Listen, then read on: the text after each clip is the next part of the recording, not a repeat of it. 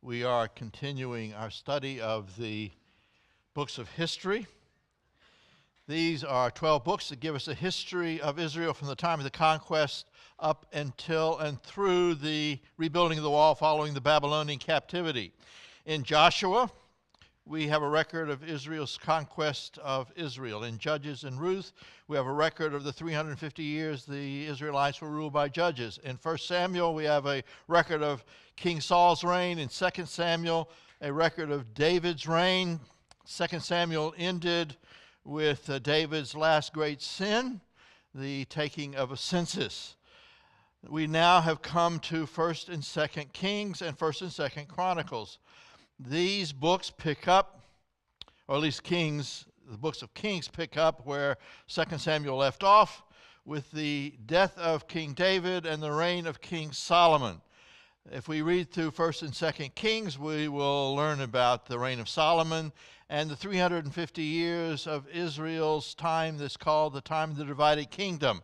As he pointed out last week, 1st and 2nd Chronicles give us that same history, but it goes all the way back to the last days of King Saul and gives us a little bit of a history of the last days of Saul, a history of David's reign, and then Solomon's reign, and then the time of the divided kingdom. Last week, we just had an introduction to this period of time. This evening, we're going to start with an examination of the reign of King Solomon. There are three basic subjects that we're going to deal with in the reign of King Solomon. First, he began well. He ended badly, but he began well, so we want to emphasize that. And he began well by showing his devotion to the Lord with a great sacrifice at Gibeon. And then when God came to him and asked if he could do something for Solomon, Solomon could have asked for wealth, he could have asked for power. Instead, he asked for wisdom, which pleased God. And then Solomon went about the task of building the temple, which was a major undertaking.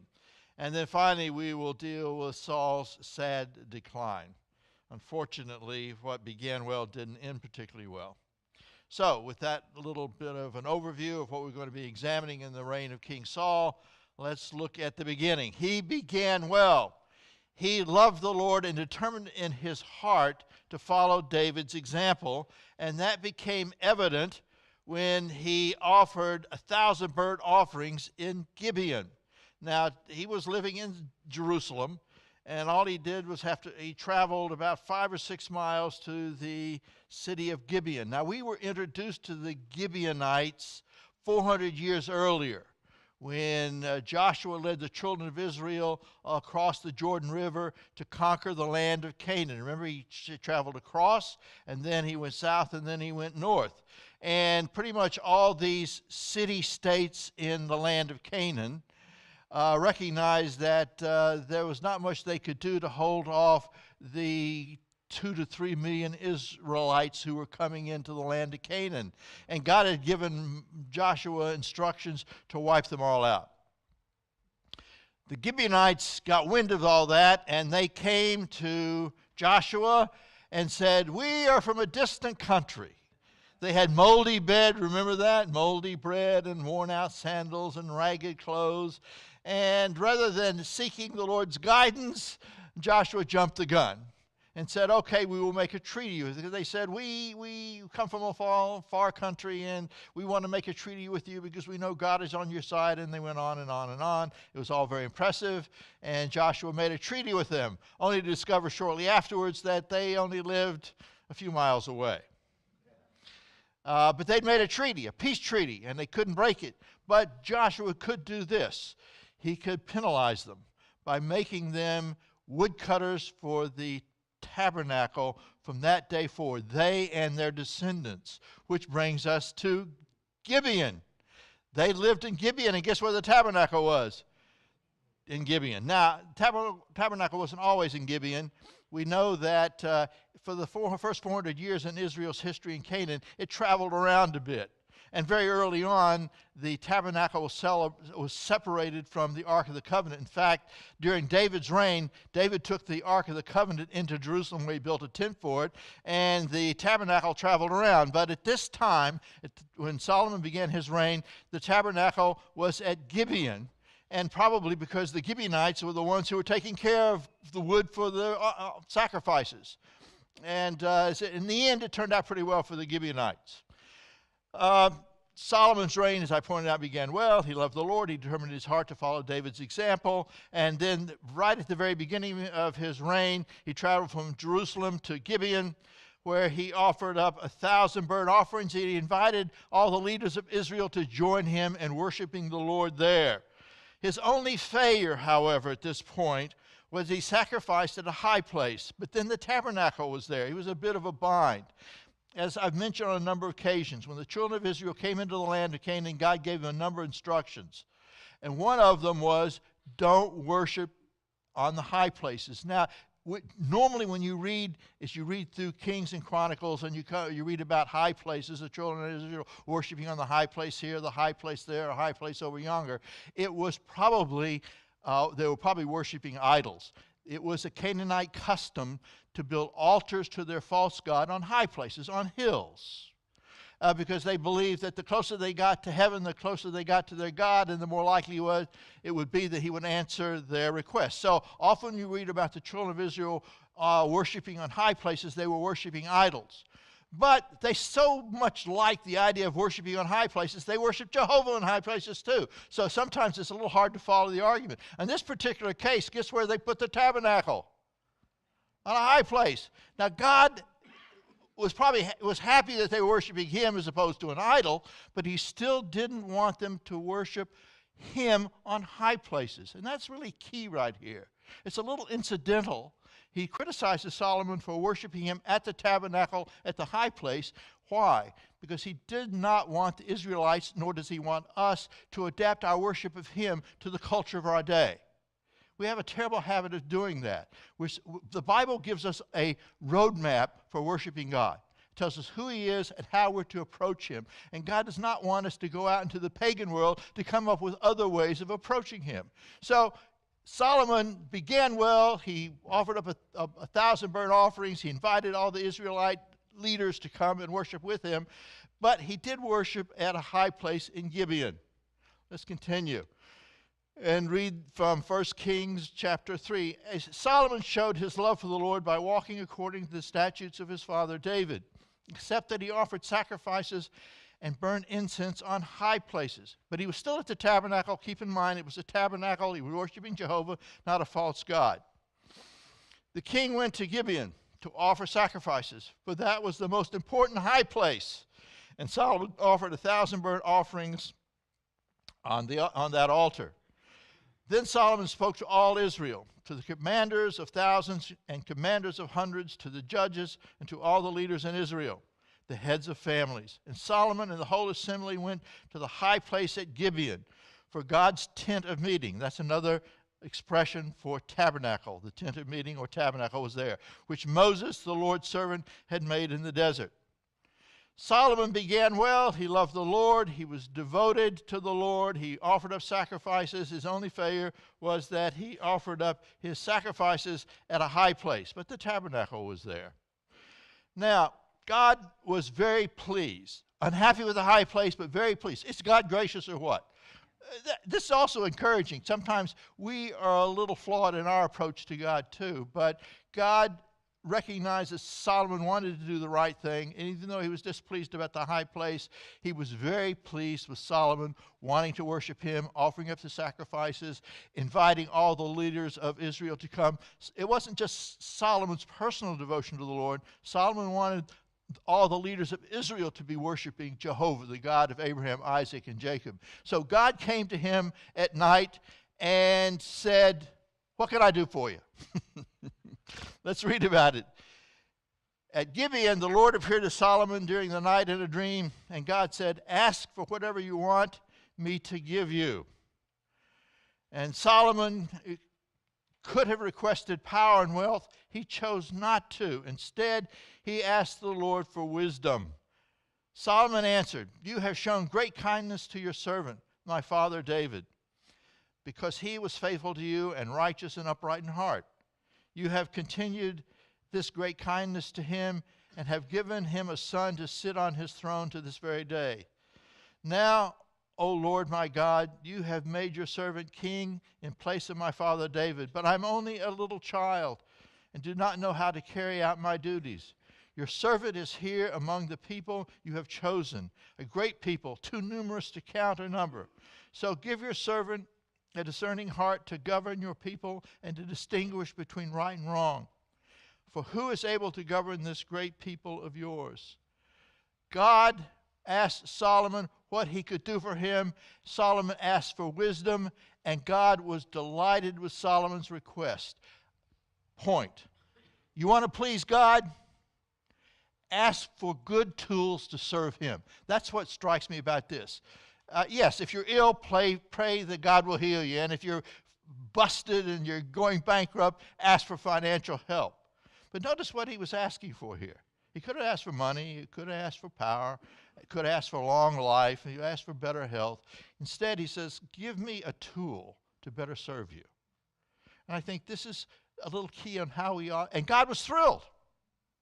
God was thrilled. And incidentally, God says, I'm so delighted that I'm going to make you wealthy and powerful as well. So I'm not suggesting it's wrong to pray for good health and for financial help, because living in a hostile world is difficult. But we ought to focus more on asking the Lord for the tools to serve him than about our health and our wealth. We sometimes become obsessed with that. Let me continue. The Lord was pleased that Solomon asked for this. So God said to him, since you have asked for this and not for long life or wealth for yourself, nor have you asked for the death of your enemies, but for discernment in administering justice, I will do what you have asked. I will give you a wise and discerning heart, so that there will never have been anyone like you, nor will there ever be. This is where we know that he was the wisest man who ever lived. I think he was also probably the smartest man who ever lived. Being very bright and wise is a good combination. And I don't know that this is true. You've heard it from me before. You'll hear it again. Why are there so many Nobel Prize winners who are Jewish? They have a fraction of 1%, like 2.2%. What's the last? No, it's 0.2%. That's 1/5 of 1% of the population. But they win about 20 or 25% of the Nobel Prizes because they're smart. And I can believe I don't know this to be true. Well, I think it's because they got Solomon's genes. God made him smart. And you know what? Those genes just sort of spread to the rest of the community because they are. I know we're not supposed to say that anymore because it's politically incorrect. I'm probably sliding some group a pox on that. They're smart. I mean, go through the list of Nobel Prize winners. A fraction of 1% of the population, 25% of the Nobel Prizes. They're smart people. And I think part of it began right here. Don't know it to be true, but believe it nonetheless. Moreover, God said, I will give you what you have not asked for, both riches and honor, so that in your lifetime you will have no equal among kings. And if you walk in my ways and obey my statutes and commands as David your father did, I will give you a long life. Then Solomon awoke and realized it had been a dream. Now, Solomon asked for wisdom, and almost immediately after this event in Gibeon, we have a demonstration of his incredible wisdom. Most of you know about this. It's one of the famous stories. 2 women came in and claiming the same live baby. Each woman said the live baby was hers. And Solomon came up with a brilliant solution. It's so simple, but so brilliant. And everyone who reads the story knows it was an incredibly brilliant solution. Let's read through it. Now, 2 prostitutes came to the king and stood before him. One of them said, my lord, this woman and I live in the same house. I had a baby while she was there with me. The 3rd day after my child was born, this woman also had a baby. We were alone. There was no one in the house but the 2 of us. During the night, this woman's son died because she lay on him. So she got up in the middle of the night and took my son, from my side while I, your servant, was asleep. She put him by her breast and put her dead son by my breast. The next morning, I got up to nurse my son, and he was dead. But when I looked at him closely in the morning light, I saw that it wasn't the son I had born. The other woman said, no, the living one is my son, the dead one is yours. But the first one insisted, no, the dead one is yours, the living one is mine. And so they argued before the king. The king said, this one says my son is alive, your son is dead, while that one says, no, your son is dead and mine is alive. Then the king said, bring me a sword. So they brought a sword to the king. He then gave an order, cut the living child in two and give half to one and half to the other. You got to love this guy. I'm glad he didn't have a really ambitious soldier holding the baby and the sword. The woman whose son was alive was filled with compassion, as you would expect. Filled with compassion for her son and said to the king, please, my lord, give her the living baby, don't kill him. But the other one said, neither I nor you shall have him, cut him in two. Then the king gave this ruling, give the baby to the first woman. Do not kill him, she is his mother. When all Israel heard the verdict the king had given, they held the king in awe, because they saw that he had wisdom from God to administer justice. The Israelites heard about this, and they loved it. Why did they love it? Because they want smart, wise leaders. And frankly, everybody does. We don't get them, but we want them. Occasionally, God gives us a whole lot better than what we deserve. And that's happened a few times. Certainly during the first few years of our existence as a nation, we were blessed with very good leaders, and we've been blessed with some throughout our history. But we haven't gotten a whole lot, and what are people crying for now? But good leadership. The Israelites saw that he was a wise king. They wanted a smart, wise guy at the top of the ticket, and they got him, and they were very pleased. The reign of King Solomon began well. When given an opportunity to get whatever he wanted from God, what did he ask for? Wisdom. Keep that in mind. When God comes to you and says, what can I do for you? Well, I need more money in my bank account. I need a longer life, better health. Maybe the best thing to ask for is this. Give me better tools to serve you, Lord. Give me better tools to serve you. That's what we ought to really be focusing on. Second issue. Shortly after all of this, Solomon began to build the temple.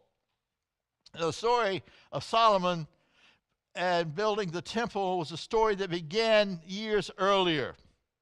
It began when David asked the Lord if he could build the temple, and God said, no, you're going to have a son named Solomon. He will build it. So the story of Solomon building the temple didn't begin with Solomon. It began years earlier. It was destined by God to be him and his task.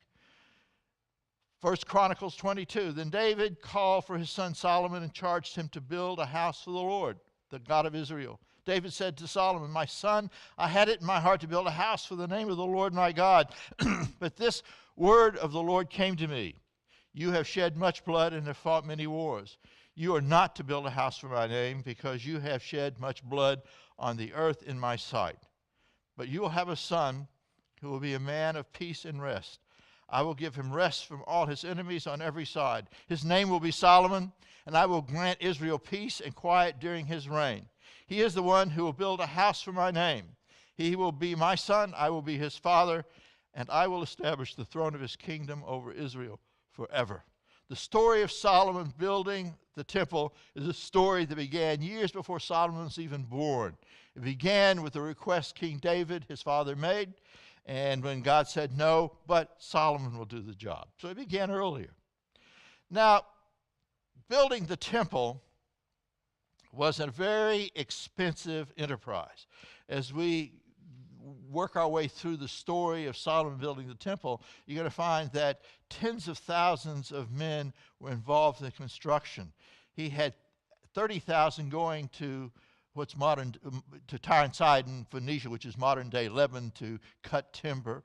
He had 80,000 stonemasons, and he had 70,000 carriers of stone. So to support all these people, for a process that took 7 years, took a lot of money, but God made his kingdom the richest in Israel's history. And we'll be talking about that just a little bit.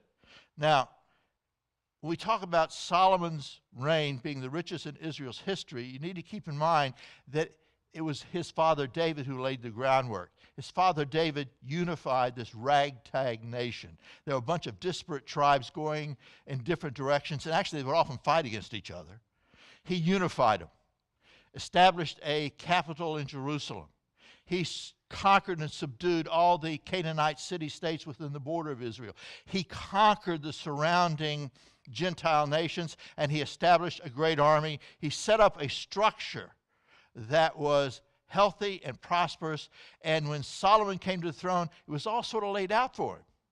To his credit and his wisdom, he then took what his father David had given him and built on it and made Israel the richest nation in the Middle East at that time. In fact, Israel will have never seen as much prosperity as they saw then until the Messiah comes and sets up the millennial kingdom.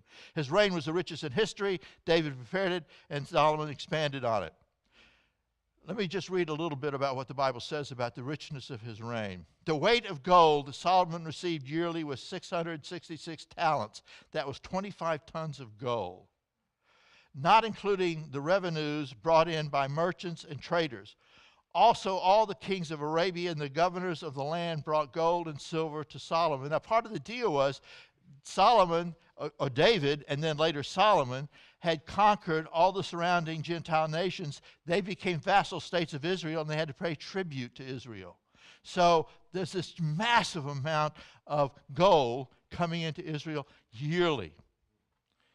Continuing, King Solomon was greater in riches and wisdom than all other kings of the earth. All the kings of the earth sought audience with Solomon to hear the wisdom God had put in his heart. Year after year, everyone who came brought a gift, articles of silver and gold, and robes, weapons and spices, horses and mules. The king made silver as common in Jerusalem as stones. That's one of the common phrases when describing the richness of his reign. Everyone's so rich that silver was like nothing. That'd be nice. The Queen of Sheba was awed by Solomon. The Queen of Sheba is believed to have come up from what is modern-day Yemen. She said to the king, "The report I heard in my own country about your achievements and your wisdom is true, but I did not believe these things until I came and saw with my own eyes. Indeed, not the half was told me. In wisdom and wealth you have far exceeded the report I heard." And the people, again, were pleased with him. And he was not only pleased because he was wise, they were pleased because he made them rich. The people of Judah and Israel were as numerous as the sand on the seashore. They ate, they drank, they were happy. And Solomon ruled over all the kingdoms from the river to the land of the Philistines as far as the border of Egypt. These countries brought tribute and were Solomon's subjects all his life. We're talking about the river. We're talking about the river Euphrates. So we're talking about modern-day Iraq, or as we call it, Mesopotamia also. So all the nations from the Euphrates River down to Egypt were subject to Solomon and Israel and paid tribute to him and his kingdom. Now, the number of men and quantities of materials needed to build the temple was frankly astounding. King David built the process. As we discussed, we were talking about his reign, David wanted to build, really did very much want to build the temple. And God said, no, your son Solomon's going to build it. But he says, well, can I start collecting the materials? And God said, yes. Actually, David apparently even drew up the plans for the temple. He started collecting materials, and he wanted Solomon to have a head start on all of this when he came to the throne. King Solomon spent 7 years building the temple complex. To begin with, he started out by working a deal with Hiram, king of Tyre, for cedar and pine logs. Now, Tyre and Sidon are just north of Israel. It's this area, this strip of land where Tyre and Sidon are located, is called Phoenicia. It's modern-day Lebanon. and they were famous for cedar and pine logs, especially cedar logs. And what the Israelites did was they sent 30,000 men up in shifts of 1 month shifts of 10,000 to cut down the cedar trees, and then they would float them down the Mediterranean until they got across just east of Jerusalem, and then they would drag them overland into Jerusalem, which is what this picture here is all about. They are floating them down from Tyre and Sidon, float them down the Mediterranean, and then drag them overland, which is what they're doing here, to Jerusalem. So that's what he did with this Phoenicia and the land of Tyre and Sidon was famous for cedar trees. In fact, they're still famous for cedar trees. This is a picture of the national flag of Lebanon. And guess what they have on the national flag of Lebanon? A cedar tree. It's probably the only thing they have going for them nowadays. But they're famous for their cedar trees, and you needed them to help build. And when they floated them down, they were doing more than just building the temple. Solomon built palaces and government buildings and a whole host of other things with these cedar trees as well. Continuing. Solomon worked a deal with Hiram, king of Tyre, for cedar and pine logs, and he conscripted 30,000 Jews to go to Tyre to harvest the logs. They went in shifts and groups of 10,000. 10,000 1 month, then they would come home, 10,000 the following month, then 10,000 the third month, and then the first group would go back again. That's sort of the way he worked that. He also drafted 80,000 men to work as stonemasons, and 70,000 to work as carriers. Now, the reason for that was you needed a lot of limestone blocks to build a platform for the temple. They didn't need all this for the temple itself. Actually, the temple was rather small. But as we pointed out on several occasions, this temple was built on Mount Moriah. It's built on a hill. Now, if you want to have a temple up there with a large platform for people to gather and for courtyards, you have to build this platform. And they built the platform out of limestone blocks, which is why he needed 80,000 stonemasons, and he needed 70,000 carriers. And the reason he needed the carriers is because he did not want to hear the sound of a hammer or a chisel in the temple area. So all these stones had to be quarried elsewhere. So they had to cut them at their quarries, they had to shape them there, and then he had the carriers bring them to the temple site where they built this giant platform, which is still in Israel today. It's called the Temple Mount. Now, parts of it have come down. It's been expanded and shrunken and expanded over the years, to be sure. But mainly these stones were for building this gigantic platform on which to build the temple and have a temple courtyard for people to gather. And because he didn't want to hear the sound of a hammer or chisel, they had to get it right. And so it took a lot of men, 80,000 stonemasons and 70,000 carriers. Now, this is a little bit of a diagram of Jerusalem. This was Mount Zion, where Solomon and David and the other kings of the southern kingdom had their palaces. Then there's Mount Moriah. To the east is the Mount of Olives with the Kidron Valley. Then there's the Western Hill where people built their own homes. And down here was the Hinnom Valley. And we know about the Hinnom Valley from last week, right? This is where they put the statue of Moloch and then sacrificed their children to this vile and disgusting god. This is a picture, aerial picture of the Temple Mount in Jerusalem today. This area right here that's outlined in red is Mount Zion, where, right here, think here, where David and Solomon and the other kings in Judah had their palaces. Just north of Mount Zion is Mount what? Mount Moriah. And you can see here's Mount Moriah, this very large platform that was built out of these limestone blocks that were quarried miles away and then taken to the simple site and placed to build this big platform. And then down here you see everything else. You see the Hinnom Valley, Mount of Olives, and so forth. This is another picture. I'm just giving you, some of you are familiar with this, some of you are not. This is another picture of the Temple Mount. As most of you know, this is the the Dome of the Rock. This is the third most sacred spot in Islam. The Muslims believe that Muhammad ascended to heaven from this spot, and so it's sacred to them. Here's the Al-Aqsa Mosque. Another picture, an aerial shot. I just want to give you a sense of the size of this platform. There was a little hill, and they have to build up all of this with these limestone blocks, which took a lot of folks a lot of 7 years. And this is an artist. What you have here is how it looks today. This is an artist's depiction of how it looked during the time of Herod. This isn't Solomon's temple, this is Herod's temple, but you see here the large Temple Mount. And this is a picture, aerial view of the Temple Mount today. And right here is the Wailing Wall, the Western Wall. And this dates all the way back to the 1st century in Herod's temple, where the Jews come and worship. It's probably the most sacred spot they have in Jerusalem. The Jews aren't allowed up here, and but that will change before long. And this is another shot of the Western Wall, the Wailing Wall, and these are Jews over there wailing and crying over what was once their temple site and it was lost. And this is a closer shot of the temple of the Wailing Wall, the Western Wall. It's called both, Wailing Wall, Temple, Western Wall. And these are some of the stones that date all the way back to the time of Herod. And this is what we talk about. We talk about building up this little hill into this giant platform, which is why it took so many men 7 years to complete.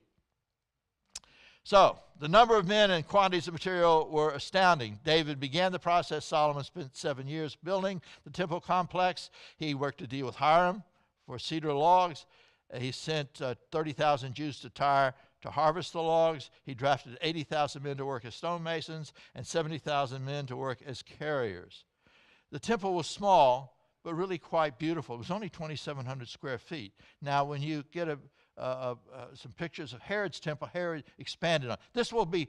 This temple, Solomon's temple, will be destroyed in 586 at the time of the Babylonian captivity. We've talked about that. When the Jews returned, they rebuilt it. It wasn't anything like as beautiful as it was during the time of Solomon. It was loaded later with gold and all those other things. But then eventually King Herod expanded it, and when we get to the life of Christ, we'll look at some artist depictions of that expansion. Solomon dedicated the temple. After the 7 years of construction, it was completed. He invited men and women from all over Israel to come. Tens of thousands of sacrifices were offered, and a feast. They celebrated a feast for 14 days. He's beginning well, isn't he? The dedication began with the Ark of the Covenant going into the temple. This is a pretty good artist depiction of the temple, Solomon's temple. The priest carried the ark into the temple, placed it in the Holy of Holies, and then they withdrew.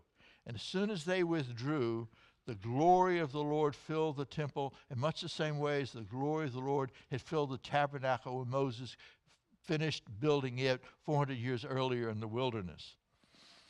We read about that in 1 Kings chapter 8. When the priests withdrew from the holy place, the cloud filled the temple of the Lord, and the priests could not perform their services because of the cloud. For the glory of the Lord filled his temple. That's exciting. Just imagine what was taking place. The infinite and sovereign and all-powerful creator God of the universe had descended upon this little city called Jerusalem, and this temple Solomon had built as a dwelling place for him. And there, with this great assembly of men and women looking on, he made his presence known. God was there. He was really there. Isn't that exciting? I'm going to see him one day. He comes, he's going to alight atop the Mount of Olives, cross the Kidron Valley, and through the east gate into the Temple Mount. And I'm going to be with him. I'm coming back with him. You are too, Shirley. She's excited now. She's smiling. One man wrote, "There was no noise, not even a voice from heaven. Nothing needed to be said. Immediately all who were there saw it as marvelous and understood what it meant. It was a sign that God had chosen this place as his dwelling place on earth. From this place, where God had just revealed himself, God's revelation of himself would go to every tribe, language, people, and nation. This was an exciting moment. God visiting man, in particular the Jewish people. The dedication began with the Ark of the Covenant being taken from the tent David had placed it in into the temple. As soon as the priests withdrew, the glory of the God filled the temple. And then Solomon spoke to the people. We're told that he had a bronze platform built, and he spoke from the bronze platform, and he reminded the people that this had been a dream of his fathers, a dream that God chose to fulfill through Solomon. Solomon then prayed a prayer of dedication. Let me just give you the high points of his prayer.